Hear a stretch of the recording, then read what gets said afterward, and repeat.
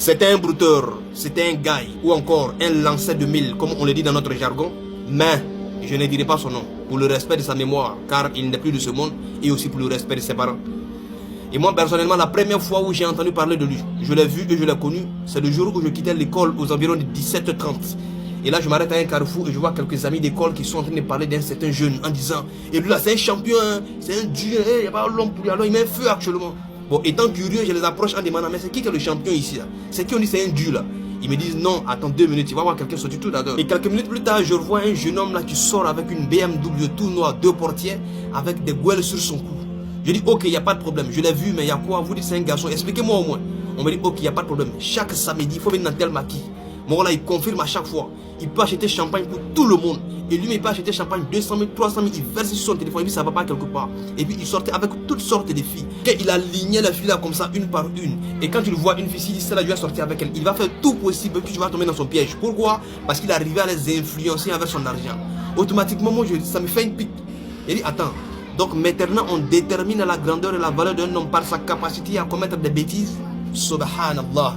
En même temps, cela ne m'a pas étonné. Quand tu entends la parole du prophète sallallahu alayhi wa sallam disant que vers la fin des temps, le mal serait considéré comme du bien et le bien serait considéré comme du mal. Et dans tout ça, c'est une seule chose que moi j'appréciais chez lui. Je ne sais pas si je vais dire c'est une qualité ou quoi, parce que vu la provenance de son argent, mais en tout cas, il prenait bien soin de ses parents. Tout ce que ses parents lui demandaient, il donnait automatiquement.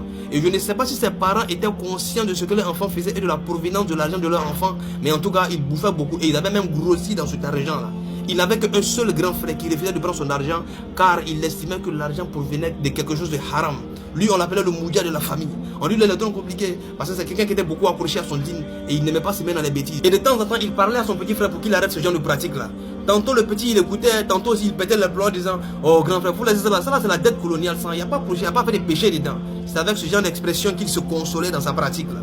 Et moi sincèrement, je ne sais pas réellement ce qu'il donnait à ces personnes là, ou bien ce qu'il les disait, ou bien s'il les bassait ou quoi, mais en tout cas il lui envoyait beaucoup d'argent. Il te parle des millions. En tout cas financièrement, le petit il était robot. Et comme le disaient certains, malgré le fait qu'il sortait avec une panoplie de filles, il avait sa go jazz comme on le dit, hein. Voilà, c'était une fille chrétienne avec qui il était beaucoup.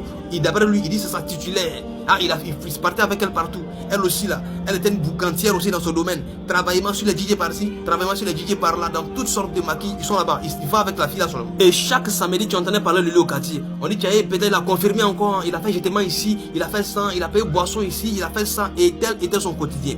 Promenade de maquis en maquis avec les filles, boisson par là, boisson par ici, fornication par là, telle était sa vie chaque jour, jusqu'à ce que la parole inchangeable et inchangée de notre Seigneur le rattrape.